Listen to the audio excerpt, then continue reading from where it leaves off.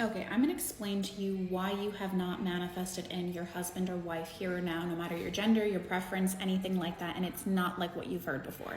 So the first thing you need to understand is that your love life right now is a reflection of your dominant belief systems about what you think you're worthy of, what you think you're deserving of, what you've had past experiences like, with love or the lack thereof, as well as what you think is available for you.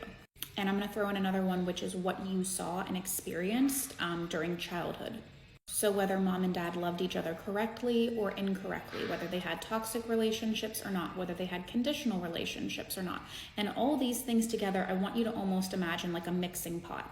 All of this, it's like a little bit of sugar, spice, and everything nice. It's like a little bit of childhood, a little bit of your expectations around men or women, depending on your preference, a little bit about your past, a little bit about what you think you're worthy of.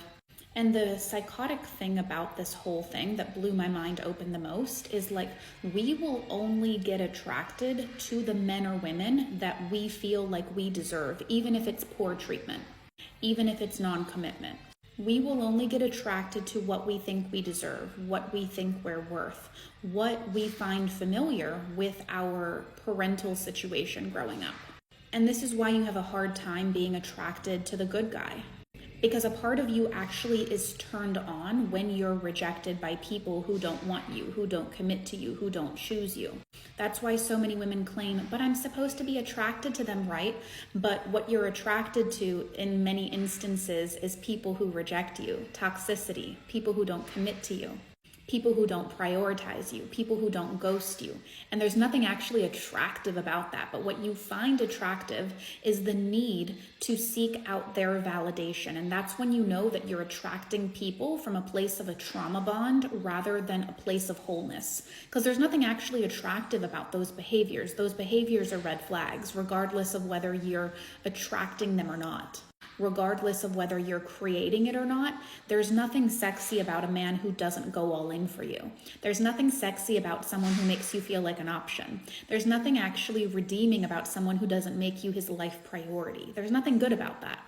But the fact that you're into it says that you have certain trauma within you that's lying dormant within your subconscious mind based on what I mentioned in the beginning of the video. Your childhood, what you think you're worthy and deserving of, what you think's available, what you think's possible, all these things together make up your current love life experience. So if you ever want to know, like, how do I elevate above and beyond this, and how do I get out of this, and how do I get people to want me, and how do I get people to choose me, and how do I get people to commit to me, and how do I get this princess treatment that I see all over the internet that every other woman is receiving except for myself? You have to start with identifying and unearthing the belief systems that you took on starting from a young age and then throughout each romantic experience. Here's a prompt for you that I want you to journal on. What are some of the stories you made it mean about you when love let you down? When that relationship failed, when the person you really wanted to spend the rest of your life with didn't turn out to be that type of person, didn't stand by you, didn't fight for you, didn't choose you, didn't commit to you. Where did you go to mentally? See, by human psychology, we go to two places. The first place is either our mind tries to, well, before I go to the two places, let me tell you this, because this is important to understand the psychology.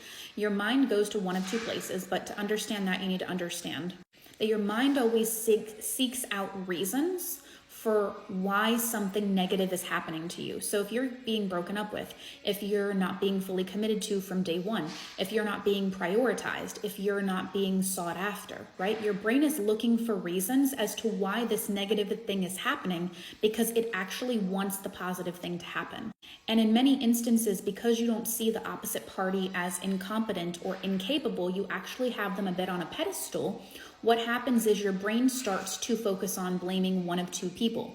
Either yourself, well, if he's not incapable and I see him as like, the bee's knees and everything else, I must not be good enough. I must not be pretty enough. I must not be handsome enough. I must not be worthy enough. Yep, that's exactly how things always work out for me, you know what I mean? Always the bridesmaid, never the bride. Love always lets me down. Men are always non-committal. You can't attract good men these days. And some of those were about me, like in this example, and some of them were about the other party, which is the actual person, right? Sometimes your brain defaults to blaming you, and sometimes your brain defaults to blaming either the entirety of the gender, or just like, that's just how things work out for me. That's how things work out for me. And it's important to understand which of the two you fall into. And in many instances, it's actually both. But the first thing you need to start to dissolve is any of the limiting stories you told yourself that were self-deprecating when love let you down. The problem is, so often women want to go out, they want to go to ladies' night, get their hair done, get their nails done, put on a nice outfit, and start to feel themselves again, to break out of the traumatic experience of being rejected to, or not fully committed to, or not feeling like they're enough for somebody that they put their whole heart into. But that doesn't actually rewire the patterns within your mind for where you defaulted to when love let you down. I see so many angel numbers as I'm making this video. It's kind of crazy. Like I saw 1111, 222, 333, and now I'm seeing 555, and then I saw 1212. It's like crazy how many angel numbers are in here, and I'm not even an angel number type of person. So I know this message is important for a lot of people. Anyway, to summarize this, you've got to get clear on the stories you're telling yourself. Categorize them into two separate categories, and then start to work on the self-deprecating ones first. Self-concept is the key to success. For people who have a 10 out of 10 self-concept, then your work really lies on the other side, which is all about unearthing and rewiring different patterns about men or women, whatever your preference is, and starting to identify as the person where love, commitment, devotion, going all in, whatever it is that your goal is, prioritization, care, is your default setting. You don't identify with that. You don't see it as your normal. You don't see yourself as a dream man magnet let's put it this way. I want your biggest problem to be that you have too many perfect options to choose from. And if you're not attracting that now, it means you still have some traumatic patterns within you that need to be unearthed and rewired into your brain. And if that process sounds interesting to you, I have a Call in the One, a 30-day experience to become the person who's loved, chosen, and committed to. It's in the link in my bio. You can click on it and download it. I want you to understand, as the last keynote here, every reality is possible for you. You are not a hopeless cause just because you keep attracting the wrong type of people who don't commit to you. It only means that you haven't actually unearthed the patterns that I keep repeating over and over again in this video. But as soon as you do that, you must experience something new in love. Hear me, hear the words that are coming out of my mouth. You must. The only reason you haven't is because the patterns have not been rewired and re-imprinted into your brain. As soon as you do that, you must experience something new that matches the pattern. The only reason that isn't showing up is because the pattern is still wired in the wrong direction.